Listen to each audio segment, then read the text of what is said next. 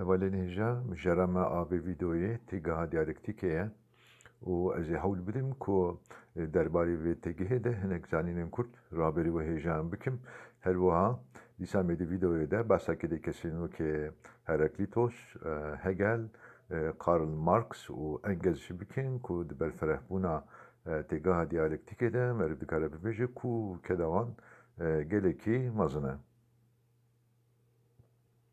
Efteki ji bo felsefeyê û şîroveyên aqlî gelekî giring e û gelekî zêde tê bikaranîn. Wekî tê zanîn di cihana Rojavayê de Heraklîtosê Efesûsî wekî damezranerê ramanê diyalektik tê zanîn û nasîn.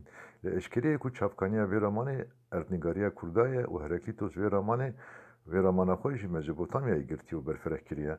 Peyva diyalektikê di destpêkê de ji bo hunera guftego û nîqaşê yan jî ji bo rê û rêbazên nakok mîna hunera kanîkirinê hatiye bikaranîn. Dîsa meriv dikare bibêje ku rêbaza diyalektik û rêbaza Sokratesî mîna hunerên fikirînê di serdema antîk de rewşên herî çalak yên diyalektikê ne. Berdewamiya guherîn û lîvdariyê di vê qonaqê de wekî diyalektikê hatiye nirxandin. Ji vê rêbazê re ku bi rêya vê rêbazê hemû ramanên erênî û neyênî têne bidestxistin, diyalektik hatiye gotin.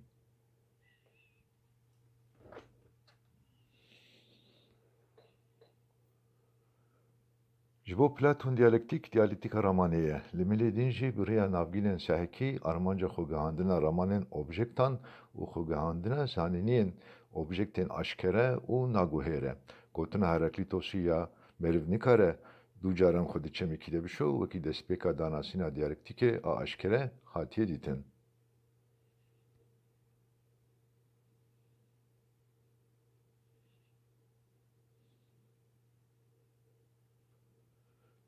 Tegihên bûyîn û guherînê. Tegihên bûyîn û guherînê di vê xelî de wekî du tegihên bingehîn xwe dikin.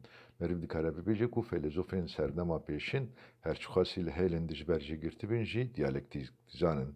Mesela bi heysanî meriv dikare bibêje ku Sokrates û filozofên sofîst bi gelek awayên cuda rêbaza diyalektikê bikar anîne. Li gor bîr û baweriya Aristoteles damezranerê ramana diyalektikî ne Heraklîtos e, Zenonê Eleayî ye. Diyalektika Zenonê Eleayî xwe dispêre teqlîdekî ramana zanaviye. Bi rêya çend rêbazên diyalektik, Zenon bi alîkariya çend rêz paradoksan bi îmkaniya lîvdariyê nîşan daye. Li gor bîr û baweriya Zenonî boşî û cihêrengiyên di gerdûnê xapînok in û dişibine xapînokiya lîvdariyê. Bêguman filozofê ku diyalektikê formüle kiriye Hegel e. Hegel bi xebat û rêbazên birek û pêk diyalektikê formüle kiriye û xwegihandiye xebatekê felsefî a serkeftê.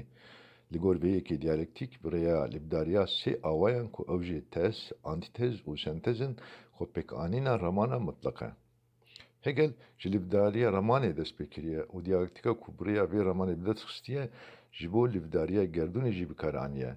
Lewma Hegel mîna ramanekê maddî, ramanekê cismanî li gerdûnê mêze kiriye. Dîsa meriv dikare bibêje ku Hegel raman û heynî wekî hev dîtiye. Di vê xalî de diyalektik dêma ajûya berfirehbûna temamiya raman û heyîna ye.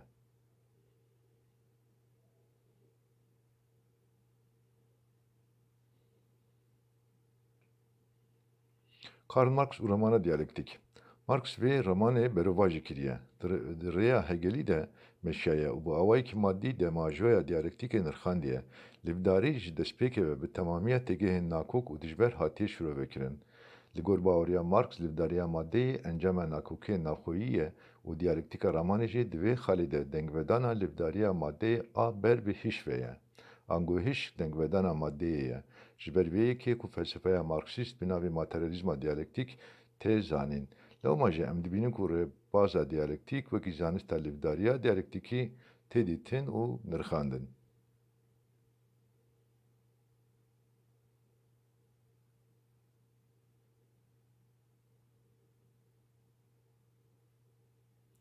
Encam. Hasılê meriv dikare bibêje ku bi rêya xebatên Marx û Engels diyalektik xwegihandiye wateya xwe ya îroyîn.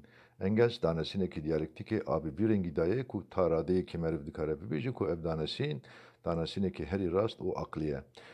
Diyalektik ew zanist e ku li cîhana der û hişê mirovî de li qanûnên tevbar yên lîvdariyê digere. Bêguman meriv dikare bibêje ku danesînekî bi vî rengî bi temamî xwespartiya zanistê û berfirehbûna diyalektikê jî girêdayî berfirehbûn û pêşveçûna zanista ye.